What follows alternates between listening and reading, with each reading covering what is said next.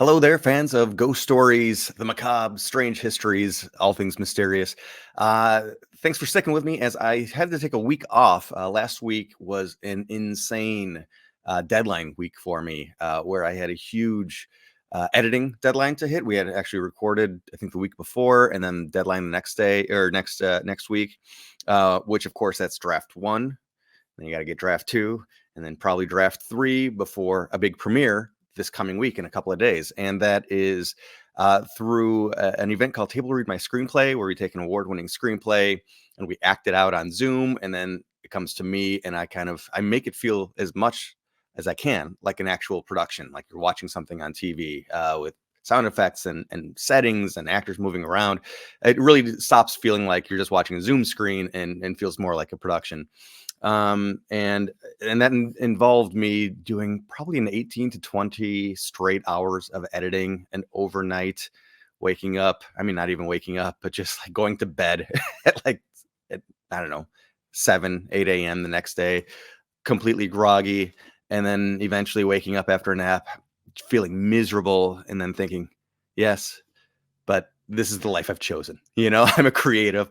I'm always proud of the work I put out, and sometimes it's really, really hard. But it's also so rewarding. And that's not the positive moment of the day, but I just kind of wanted to share that because this event is coming up. It's going to be free and available for everybody to check out. Actually, just in a couple of days here, and I'll put the link at the end, but I can show this right now. That this is where you would register if you wanted to watch the production of what I put together. Again, I'm always really, really proud of these. They're called Table Read My Screenplay events, and that is the award-winning screenplay right there, Detention. We're not completely through the process yet. We're very close though, and our director Ria Pavia is just a remarkable woman that I am so happy that I've been able to work with twice now, and we've just got just an incredible amount of talent on board with these productions in the past and through this one, and getting to work with Ria a second time is awesome. She works in so much television today as a director, so to have her come aboard something like this is really, really kind of her. And I know the writers and the actors, we all appreciate it. And I guess this is a bit of a segue because I wanted to talk a little bit about something that it applies to everybody.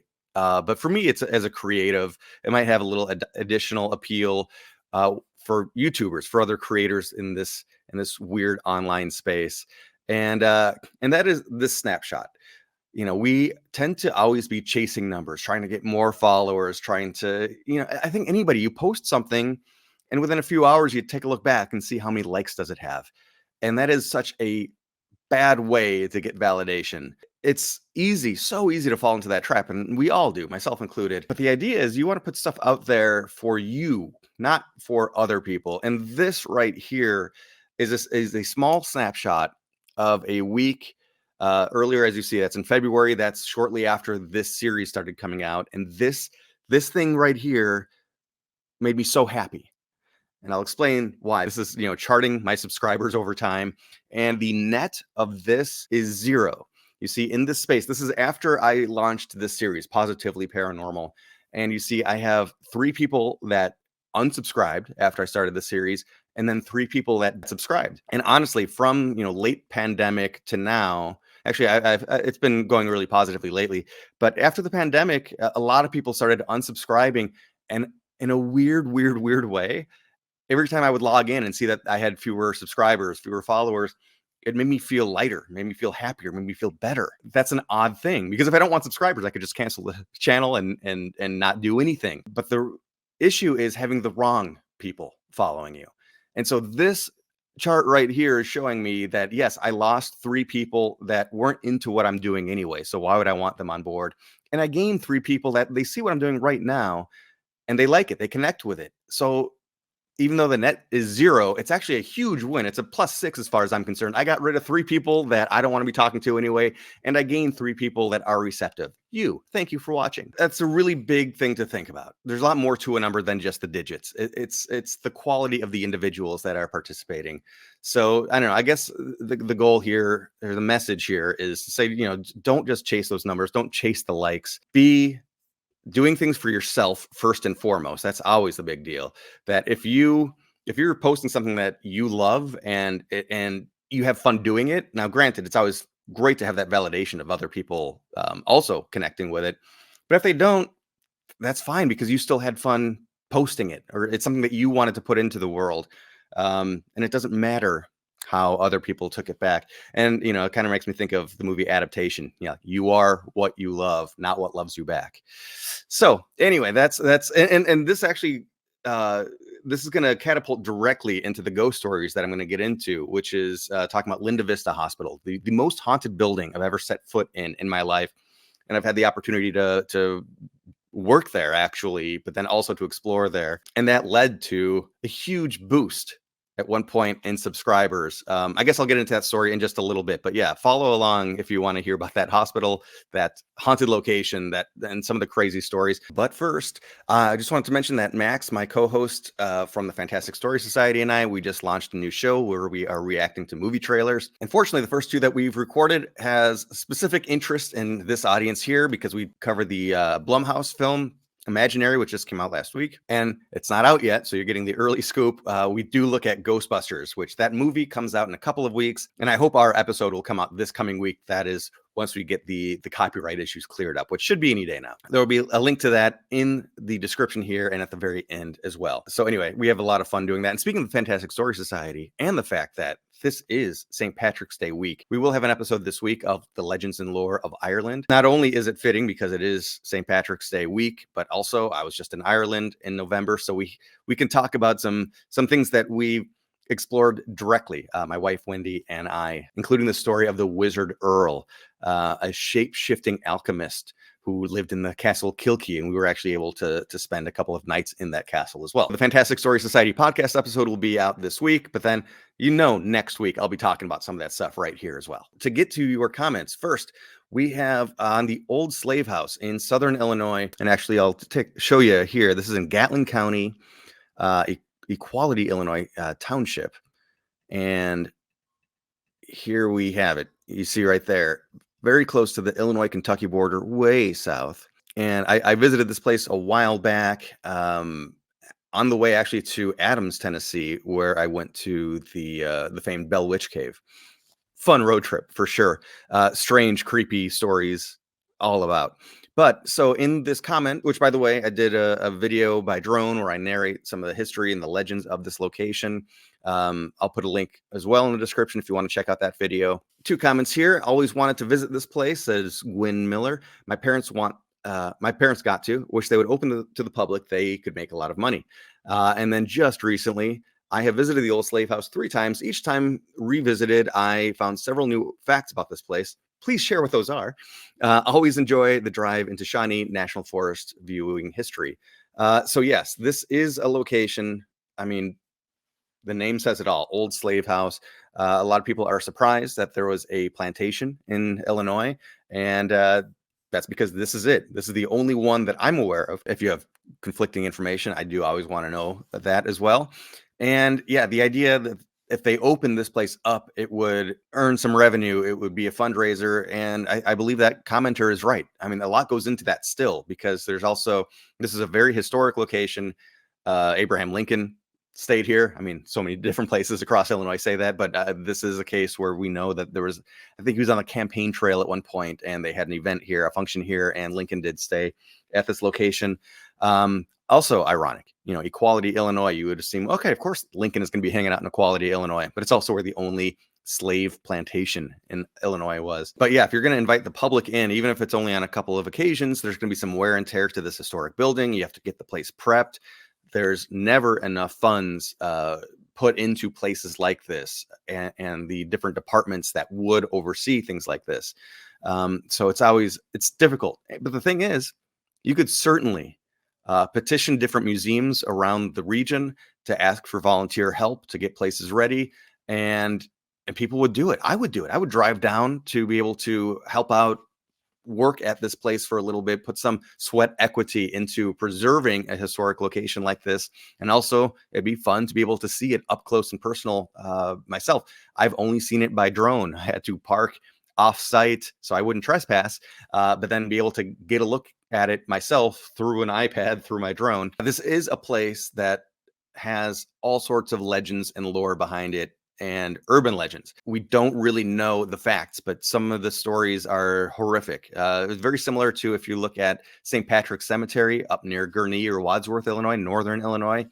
Both of these locations have legends behind them connected to the reverse Underground Railroad, which is where people would catch, would apprehend freed slaves, either runaway slaves that are on their way trying to make it up to Canada, or people that actually have bought their own freedom. They've earned enough money, or their owners, I don't know if the right word is exactly to say now, but yeah, their owners would free them and set them on their way, and that they would still be apprehended and then sold back into slavery through the reverse Underground Railroad. I'm sure this happened. I don't know how much it happened. I don't know how common a thing this was. Probably not as widespread as a lot of these legends have it, say it is. And this location has legends that remind me of Madame LaLaurie's place in New Orleans, which was full of torture and just unspeakable cruelty beyond what a plantation would already have. And a lot of those legends, I don't know. I don't know. I mean, we don't know for sure at all. These urban legends take root and they hold on. This place already has a dark enough history, just being a place where there was slavery in a state where there wasn't very much. I mean, by all means, the difference between northern Illinois and southern Illinois is vast. It's hundreds of miles. So it does definitely feel more like the South when you get halfway down the state than the North. But still, are these urban legends legit or not? Something that we need to do a lot more studying to find out about. And this is a place that right now is very much off limits to the public, which is what's getting people to talk about this, that they wish they could go. I wish I could go, see it up close and personal, to be able to enter the home, to look around. Each time you visited, you found out several new facts about this place. Please do share them. We can do a follow-up video to this one as well. And I also wanted to highlight a great comment made on my haunted filming locations episode on the Biltmore Hotel. Biltmore is a shooting location of so many movies, and it feels like every week we see yet another appearance of the Biltmore in a different movie or TV show. Mr. Sky Bruno commented within the last week, actually, the Ghostbusters team entered from the other side of the Galleria, not the private ramp. So I do want to point out, first off, thank you, Sky Bruno. I'm going to finish the rest of the comment, and I do appreciate you reaching out. I put on screen that I wasn't sure which side. I learned from Kaz Rowe, who, if you don't know who that is, she's a great historical YouTuber that just tells great stories. She does so much research. I desperately want to interview her, and we have had dialogue about doing an episode of the Fantastic Story Society. But anyway, Kaz Rowe is somebody that if she makes a mistake in the recording but finds it in editing, she'll put the text on the screen to correct herself. I learned from her that that's an option as well. So for me, I have, we always talk about bias when looking at, just everything in life. We all have our own bias. And my background is in production. And I'm looking at this location as a production guy thinking, okay, I'm not sure which end of this hall that we're looking at the Ghostbusters would have come in from, but it'd be so much easier for them to come in through the limo drop-off area, which is an alleyway, as opposed to the other side, which is a city street that they would then have to block off. So my bias told me that, well, he probably came in from the limo drop-off area, but I was wrong on that. I knew even in the moment that, like, you could see cars passing in the background, but I was thinking, again, that was extras, and it'd be a lot easier. And as, again, somebody that worked in production, I worked as a car catcher, where you're navigating the traffic in the background of a scene. And I just assumed that they were doing that in the alleyway as opposed to on the city street, but I was incorrect on that. So Mr. Sky Bruno, thank you for correcting me there. Private ramp, as he's saying, also same place I'm talking about, the limo drop-off area. In Chinatown, the private ramp was where Nicholson berates Dunaway for setting him up to get his nose sliced. Yep. That took several tries to get about 3 paragraphs in a single uncut take. I was there in both cases, even held Dunaway's coffee cup between takes, and I still have it. That's funny. And you were there for both cases, which means you were there for Ghostbusters and the filming of Chinatown. That is awesome. I am very curious. Did you work for the Biltmore? I'm going to guess yes, but did you work in production? I would love to know your background a little bit more and what exactly you did. Chinatown is a tremendous film. So bleak. I just watched it for the first time, I think 2 years ago, maybe, because it's just been on my list forever. And I was finally excited to finally see it. And it's always fun watching a movie shot in a place that you know very well. For me, Los Angeles, and it was shot in the 70s. It was shot in the 70s, made up to be in the 20s, I believe. So it's really, really a lot of fun seeing places like that. So, Mr. Sky Bruno, thank you very much for commenting. And I do hope to have another haunted filming location video out soon. And it might be, because I've shot it already, it might be about Linda Vista Hospital, as we see here. It also might be a Parks and Rec related one in Pasadena. I've got two that are just, I don't know which one to edit next. Either way, Linda Vista Hospital comes to mind when talking about my initial messaging about not chasing numbers, because I think I fell into something of a trap. I would do the same thing again. About 10 years ago, I was approached by a production company to do a Halloween special for a show that they had called the Janoskians. I don't even know if the show is called that, but the comedy troupe was called the Janoskians, and they were pitched to me as Australia's Jackass, which of course is not exactly the most ideal way to conduct a paranormal investigation. But they wanted to do a Halloween episode, and they wanted to go around this haunted location. These were a bunch of pranksters, and they wanted to pull pranks on these, young comedian types. And that's not at all what I like to do, because this would involve staging jump scare moments.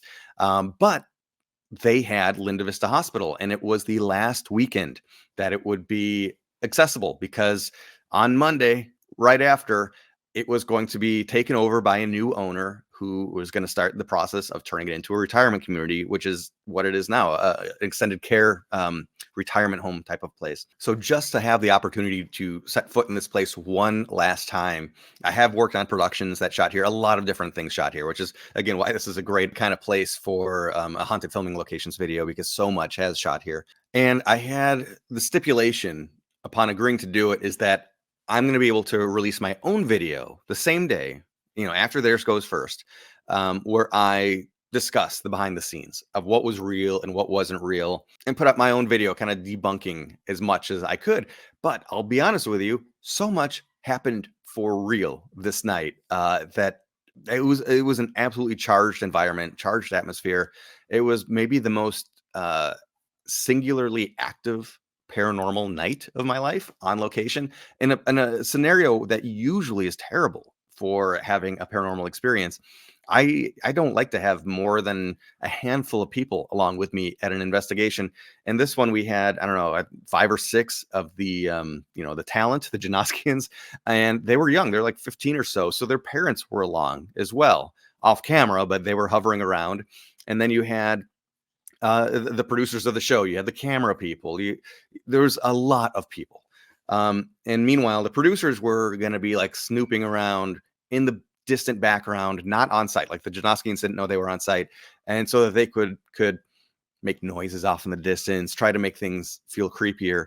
Turns out we didn't need them. We had a lot of real life stuff going on here. Me giving them a spirit box right there, and that was our first hint of something actually going on. We were at a top floor, and I asked if there's anybody here, and we were getting absolutely nothing for the longest time. I asked if there's anybody with us, can you say the name of somebody in this group? And this thing which is sweeping through radio stations rapidly, blurts out one of the boys' names, and that was they took that to be legitimate. And there's a lot of who really knows, but it's not something that was staged, that's for sure. And I think they could see that too, that you can't fake that. It really was very, very, very quiet. And we're in an, again, upper floor hallway. And I asked, well, if anybody is here, you're not talking to us much. Maybe you want us to leave. If you do want us to leave this area, just move an object. And I was standing in the hallway, an open room behind me, and something obviously moved within that room. Something fell over. And again, not staged. They all heard it as well. And so he said, okay, well, it's time for us to move. And I tried to play it off like that wasn't amazing. It's like, oh, this is just normal. This is what we do in paranormal investigation. That was such an immediate response. I'm getting chills right now talking about it. But before I lose my thread too quickly, I do want to say that when I did this, it got, the original video got, I don't know how many hundreds of thousands of views. And I, in a heartbeat, got about 1,500 new subscribers, which sounds great, especially for a small channel like mine. But then I think it had a negative effect on me long term, because those 1,500 subscribers, they weren't necessarily ghost story fans or urban legend fans, all of this, strange, macabre history fans. They were fans of these boys that are, teenage heartthrob types. I ain't that. Never. So now I have all of these subscribers that have no interest in my videos. And I think that really throttled my channel in a big way, because it was showing that, yes, I have a good amount of subscribers, but they're not engaging at all with my material. So then it became the purge. When people would unsubscribe, that was actually a big time positive for me to try to have better engagement with who I have. So I just wanted to put a bow on that initial concept from the beginning of this video. But I will invite you to check out this video that I have pulled up, as we have loud screeching crows outside, really providing more ambiance, because I go into a lot of the details here. I'm trying to think of just the one or two favorite moments of this night, and there were quite a few. One of my first experiences ever at this location was on a production, on a short film that I can't remember what I was on, if I was an assistant director. I walked into what was the surgery room, and I was brand new to LA. I didn't know the legends about this place. I didn't know about Linda Vista Hospital at all, but I went around and explored as much as I could, because it was such a cool and weird and spooky old place. And when I went into the surgery room, I felt completely sized up. I felt so uncomfortable there. I really felt like there's somebody else in the room with me that did not want me to be there. But I really just tried to push that down, tried to get that out of my head, because I was in a spooky place, and maybe my environment was just making me freak myself out a bit. And it wasn't until later I went home and I researched, and I found out that, oh my gosh, this place is very haunted. And the most haunted room by many accounts is that surgery room. And people have gotten a photo of an angry surgeon there. And as the legend goes, and actually this next part is absolutely true. This is in Boyle Heights, East LA. And by the 90s, it really went into a tough period with a lot of different gang battles going on. And Linda Vista Hospital became basically like a wartime triage hospital that was commonly dealing with victims of gang violence. And as the legend goes, as the story goes, a gang member was shot, was brought into this hospital, died on the operating table as the surgeon is trying to save this person's life. The grieving fellow gang members, having just found out that their compatriot has died, went and killed the surgeon in the parking lot after he got off of work. And it's his angry spirit that is still left behind in the surgery room. And this is a story that, goes back to the 1990s. So we're not talking about ancient history. I thought, well, this must be true. And I've told the story as if it is true in the many, many years since I first learned about it. And then in writing my book that I'm writing currently, I was trying to find the newspaper articles about the doctor that was killed in the parking lot. Again, we're only going back a couple decades, not ancient history. I can't find anything about that. So that legend seems to be just an urban legend that has really taken root. And, you think about legends, urban legends, things that kind of grow and have their own life, as being stuff from ancient history that is coming back and being retold and a game of telephone and embellished. But this is allegedly not that old. So we should be able to find the truth behind it. And I haven't found any truth yet. So I'm putting that out there as well to say, am I looking in the wrong place? Maybe it's the wrong time period I'm looking at. Maybe this happened longer ago than the 90s or the 80s. But if you have any concrete evidence of this actually happening, of a doctor being murdered in the parking lot of Linda Vista Hospital, I definitely want to know. But regardless, people have gotten some compelling photos of a ghostly type doctor in that surgery room. And again, that's where without knowing any of these stories, that's where I felt very, very, very uncomfortable on my first ever visit to this location. So I do think that there is something dark, something negative in that space, and I don't know what it is. And I'd love to compare notes with other people that maybe have been there or that have some better historical research that I can go on. I mean, certainly it was an operating room. Many people passed away there, and maybe that's all there is to it. Just the number of deaths adding up from, I believe it was 1924, so about 100-year-old building right now. Maybe that's all it is. Just so much built up over the years. I'll bring this up. This is me. I'm holding a a full spectrum camera with a full spectrum light rig attached to it. And those are a couple of the comedian guys by my sides. Dude's wearing Ugg boots. What the hell's going on there? How did I never notice that? This on its own is not that amazing or compelling, but down here, there's something swooping in front of the lens. And this area we were in is a place with a lot of legends about it that are sometimes just straight up fabrications. Sometimes straight up fabrications that came from TV shows that say in the boiler rooms here is where they would cremate the bodies, and that there's still human remains down there. That's not true at all. And the people that were managing this building, there's a Boyle Heights paranormal team, really oversaw this building, and they were very annoyed that a very popular ghost hunting show that shot there continued to tell that untrue rumor. But yeah, there's that strange swooping blur, and this was one of my favorite locations on this night. Again, there's more stories in this video that I'm referencing I won't get into, but here is a place, the boiler room. And again, here is one of the quote unquote ovens, which is not what the legends have it to be. This room had super tall ceilings, maybe 2 or 3 stories high, and there were catwalks up there. And so I was doing spirit box sessions, and I put the radio and the speaker into this furnace, which was really great because finally I have something that blocks out all radio interference, which I know some people like the radio interference because, well, they've got different theories on it. I wanted totally clean, no radio interference, because then if something came through, it was really striking. And this location, we got continued communication for a while.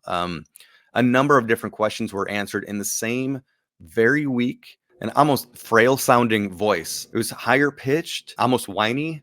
And then I can't remember a number of the questions, but again, there was continued communication. But the one that sticks with me forever, I said, "Hey, can you speak up? It's very hard to hear you." And the voice responded, "It's hard." And it was such a heartbreaking way that they said it's hard, that it's hard to talk more, it's hard to talk louder. While this was going on, as you see, somebody else snapped a photo, and there does appear to be something coming out of that fireplace. Now, this is a smokestack that goes up, so there's still absolutely the possibility that wind is coming down this chimney and some dust came out. But whatever the case, absolutely, we were picking up some what I found to be amazing spirit box recordings, spirit box communication, and then this paranormal photo was taken at the same time. I also really want to point out something that made this location so amazing to me. This specific room that we were in, as I said, there were catwalks overhead, and I and the other people with me, throughout the time we were down there, heard people walking around on the catwalks. Now, I was very annoyed because I was having what I believe to be some real paranormal communication going on down here. Meanwhile, I assumed that it was the producers up top trying to spook us or just keeping an eye on us. And so I kept trying to bring everybody's attention back to what was going on down here and not look up there. And I myself was trying to block out all of that walking around. And because I didn't think I thought it was just a distraction. And eventually, at the very, very end of the day, talking with the producers in the parking lot, I said, "What the hell were you guys doing upstairs in the catwalk when we were down in the boiler room?" And they said, we didn't know you guys ever went to the boiler room. We were never in the boiler room. Again, check out this video. We have stuff in the attic, which I'd never seen anybody go up into the attic or the apex of this tower. We had strange paranormal experiences there. Down in the chapel room as well. And I don't know, really, really a remarkable location. So here's an angle you don't see too much. This is from behind Linda Vista Hospital. So we had further paranormal experiences up in this room here, the uppermost room. I call it the attic. I don't know really what it was used for. It wasn't used for patient stuff, so it probably was used kind of as an attic. And as you see, there's a smokestack, and then this would be the boiler room type area here. You can see a couple stories tall. And again, just on the other side of it, there's the smokestack, this big area here.